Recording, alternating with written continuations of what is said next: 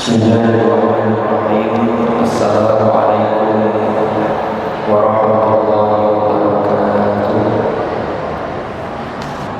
Alhamdulillah, wassalatu wassalamu ala rasulillah Sayyidina Muhammadin ibn Abdillah wa ala alihi wa sahbihi wa mawala amma ba'd. Hadratul hadirin, para alim, para ulama, para asatid, para hadirin dan hadirat, jamaah masjid Sufillah rahimahumullah. Alhamdulillahirabbil alamin.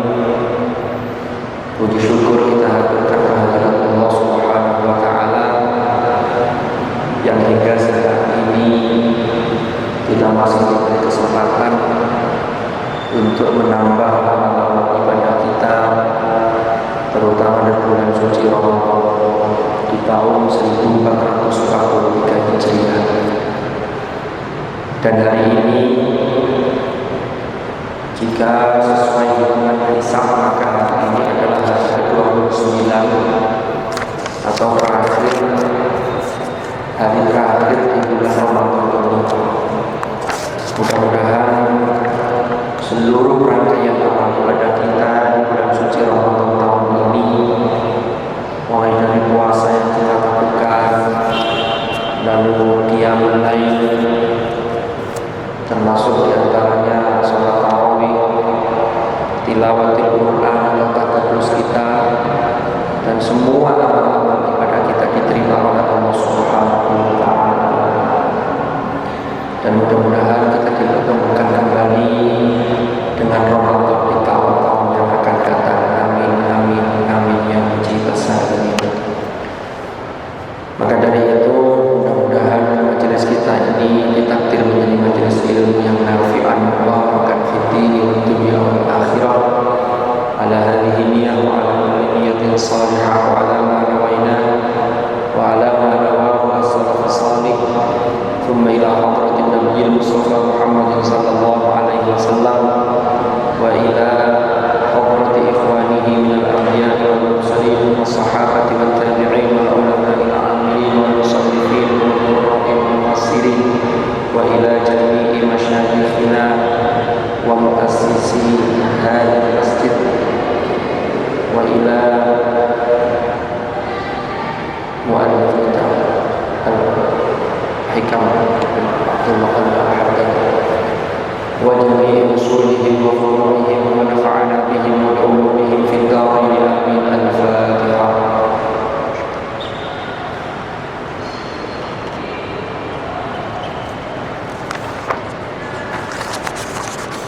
Bismillahirrahmanirrahim. Qala al-mu'allif rahimahullahu ta'ala wa nafa'ana bihi wa bi ulumihi fid darain. Amin.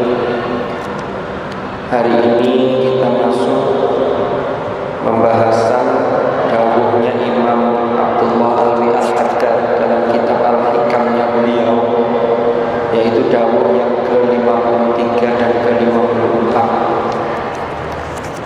Ini totalnya insyaallah ada dawuh beliau sampai 106 yang nanti dawuh yang berikutnya insyaallah kita lanjutkan di Ramadan yang akan datang. Bismillahirrahmanirrahim. Dawuh beliau, wasya'nu fi syuhudit taqsir fit taqsir, inna asya'nu syuhudut taqsir fit tashmir. Maksudnya apa ini? Jadi beliau menasehati kita semua. Dawuh, kata beliau, bukanlah sesuatu yang istimewa jika seseorang itu merasa bersalah sedangkan dia memang dalam posisi bersalah. Jadi kalau ada orang yang berdosa lalu merasa berdosa, merasa bersalah, itu memang sudah seharusnya. Yang bahaya itu kalau ada orang melakukan kesalahan, melakukan dosa, melakukan maksiat, tapi dia merasa biasa-biasa saja. Ini tidak beres. Tapi kata Imam Abdullah Al-Haddad, kalau ada orang yang melakukan dosa, ada orang yang salah, lalu dia merasa bersalah, itu wajar dan seharusnya Innama sya'nu syuhudut tafsir fit tashmir. Yang istimewa itu, yang luar biasa itu, kalau ada orang yang tetap merasa kekurangan, artinya tetap merasa kurang dirinya, padahal dia sesungguhnya adalah orang yang selalu dalam semangat dalam melakukan kebajikan. Ini yang sulit, yang keduanya. Contoh, jadi kalau ada orang yang sesungguhnya derajatnya itu sudah tinggi, ibadahnya bagus, selalu taat kepada Allah, maksiat itu tidak ada maksiat yang disengaja, terus pokoknya selalu dalam ketaatan kepada Allah, tapi dia merasa nggak istimewa, dia merasa tetap biasa-biasa saja. Ini yang luar biasa. Sehingga ketika berhadapan dengan manusia, ketika berhadapan dengan makhluk, dia tidak pernah minta diistimewakan sebagai orang yang istimewa. Ada orang yang sudah dianggap tokoh di masyarakat karena wawasan pengetahuan agamanya bagus, akhlaknya bagus, alim, mungkin punya santri yang ribuan, tapi beliau selalu merasa bahwa dirinya itu kurang. Artinya di hadapan Allah itu selalu merasa ibadahnya itu belum sempurna. Ini untuk selalu memperbaiki dirinya. Nah, ini luar biasa.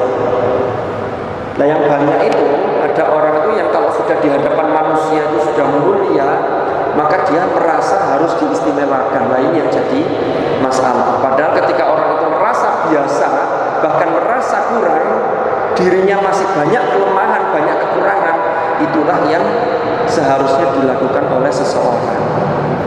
Ini nasihat yang singkat tapi luar biasa untuk menyucikan hati kita, termasuk tazkiyatun nafas, mensucikan jiwa.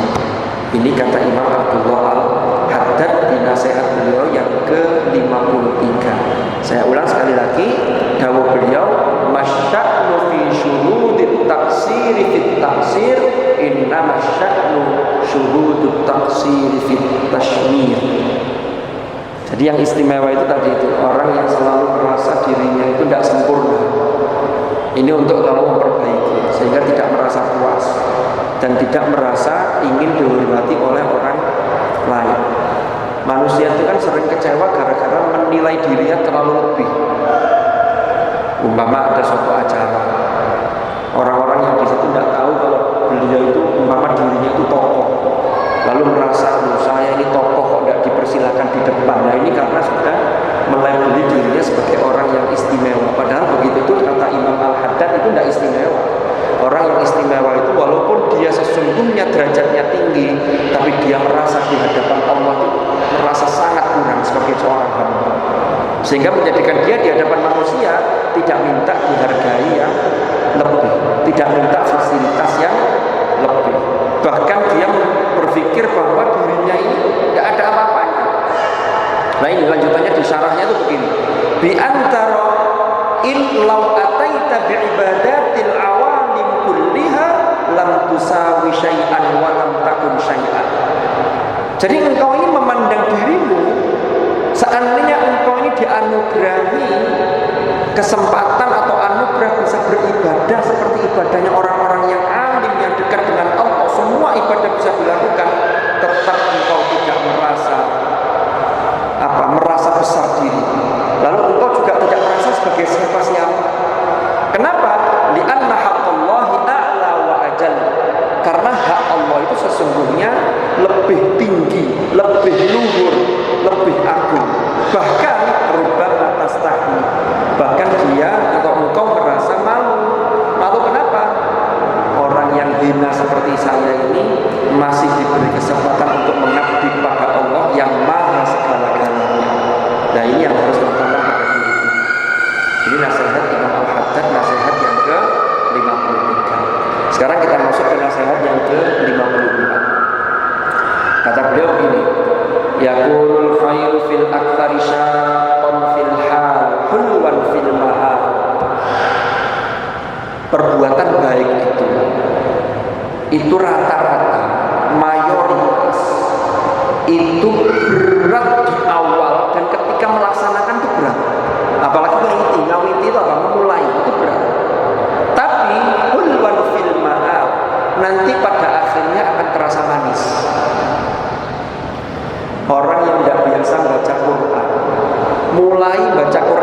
rumahnya sendiri itu kadang-kadang merasa berat. Goseng isin lah, sungkan lah, gak enak. Itu memang berat. Orang yang gak biasa ke masjid, pertama ke masjid itu berat. Belum lagi nanti kalau pulang ada tetangganya yang ngomongin begini, loh, dengarin sampai ke masjid, wah sudah besoknya nak ke masjid lagi, loh itu berat. Tapi kata Imam Al-Haddad itu harus dilakukan. Kenapa? Karena yang berat itu memang pelaksanaannya dan memulainya. Tapi nanti endingnya akan manis. Maka sudahlah, kalau kita ini sudah melakukan kebaikan, nggak usah peduli dengan omongan orang. Ya, karena kita tuju ke endingnya, apalagi nanti ketika di akhirat. Lanjutan jawab beliau, wa mathalu fa'ilihi mathalul ladzi yas'adu fil 'aqabatil ka'ud. Perumpamaan orang yang melakukan kebaikan itu, yang berat ini ketika melakukan, tapi nanti endingnya enak, itu seperti orang yang naik ke atas bukit yang tinggi, naik ke gunung. Para pendaki gunung itu pasti belum akan merasakan puas kalau belum sampai puncak. Kalau sudah di puncak, umpama naik gunung Semeru dengan ketinggian sekian ribu di atas permukaan langit, di atas permukaan laut, bukan langit ya, mohon maaf. Itu kalau sudah di atas, ya, nanti di atas bersyukur lalu menancapkan bendera. Tapi kalau belum sampai di atas, belum, usahanya terus, dan itu berat. La tajidur rohata hatta yantahiya ila a'lah. Ini ya penjelasan tadi saya.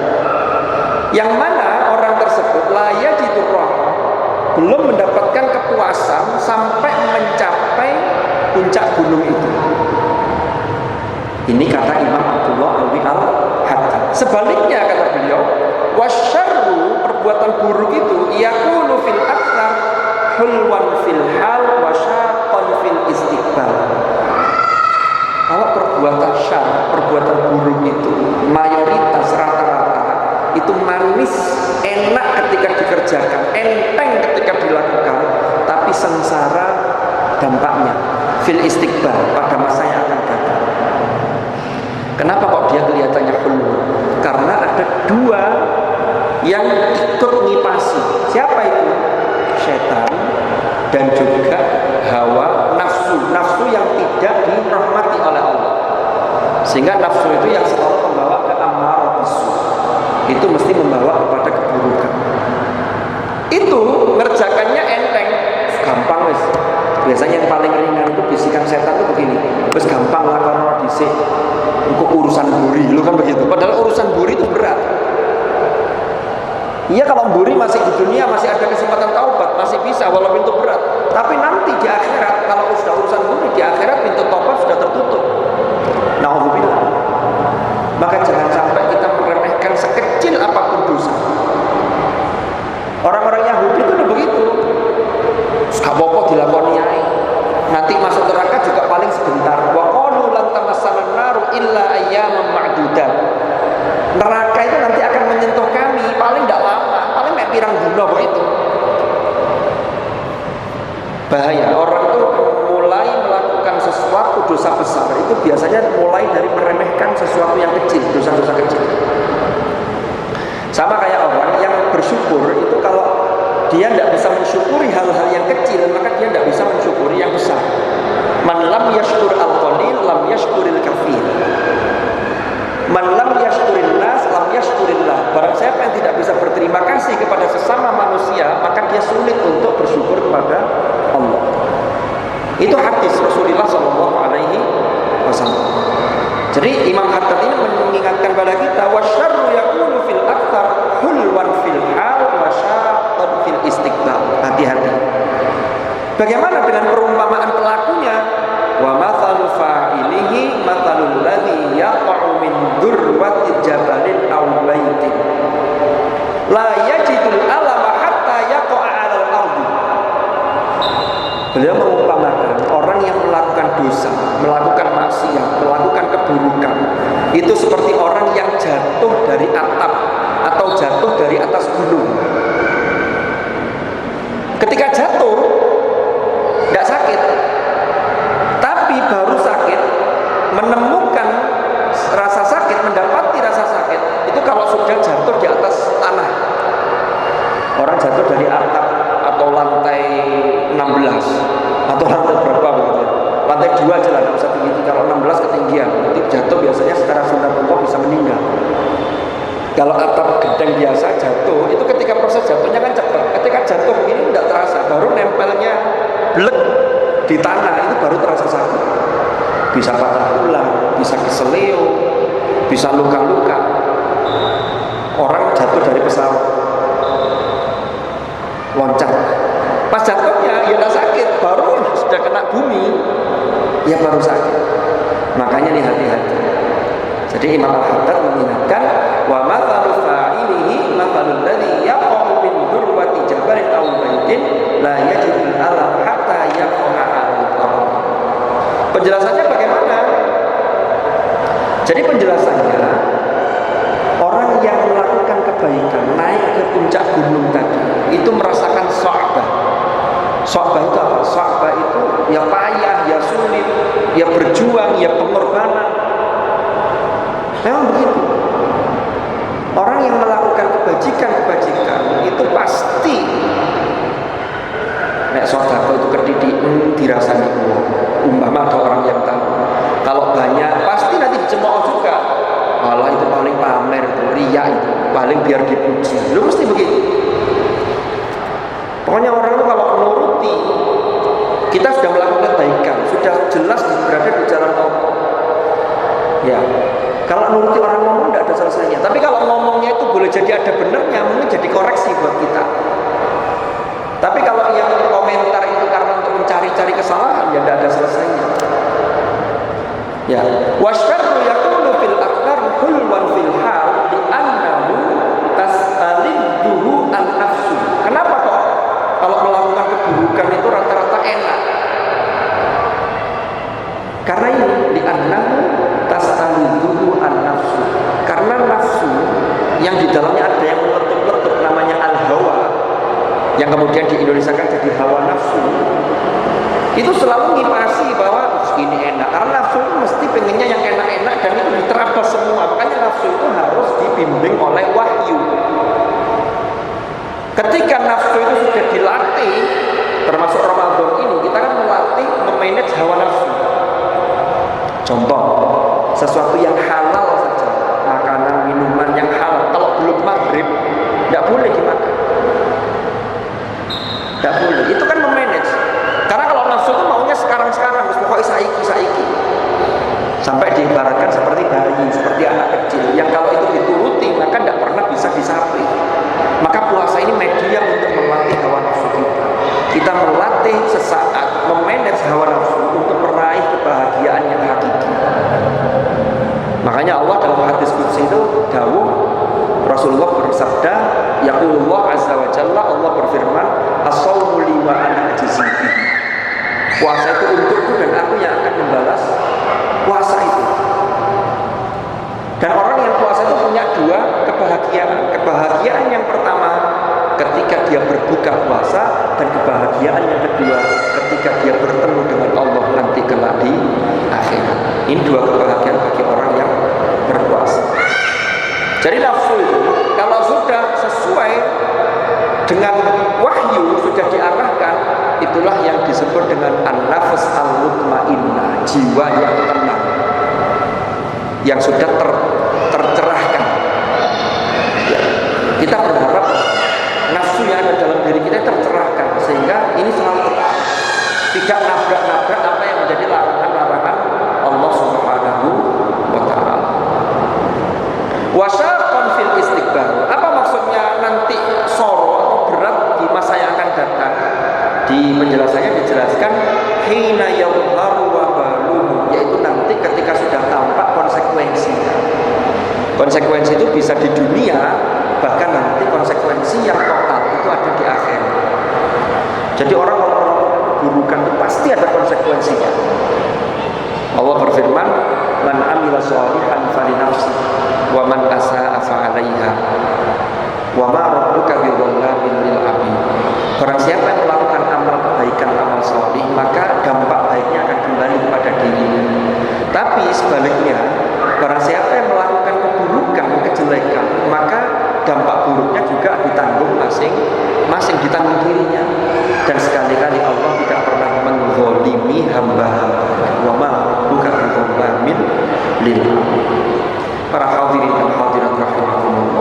Dua nasihat ini 53 dan 54 ini bisa menjadi bekal kita bagaimana kita nanti setelah bulan suci Ramadan ini. 11 bulan berikutnya mari kita jaga semangat kita, ibadah kita di bulan Ramadan ini sehingga tetap ada dampak positif yang tetap kita lakukan di luar bulan suci Ramadan.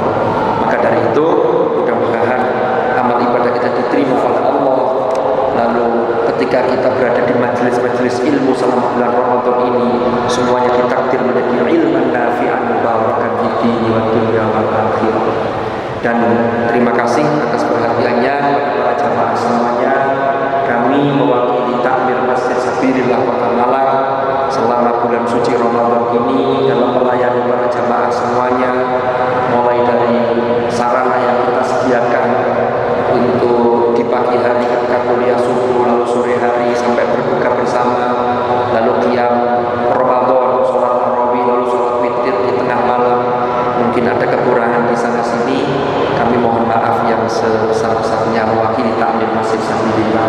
Dan tentunya kami juga menyampaikan terima kasih yang sebesar-besarnya atas partisipasi dari para jamaah semuanya, sehingga kegiatan kita ini alhamdulillah mulai dari awal Ramadan hingga akhir ini bisa terlaksana. Dan mudah-mudahan semua ini menjadi jariah kita, dan mudah-mudahan semua ini mendapatkan ridha Allah dan menjadi wasilah turunnya rahmat Allah Subhanahu wa taala. Kurang lebih mohon maaf, mudah-mudahan manfaat dan barokah. Al-Fatihah.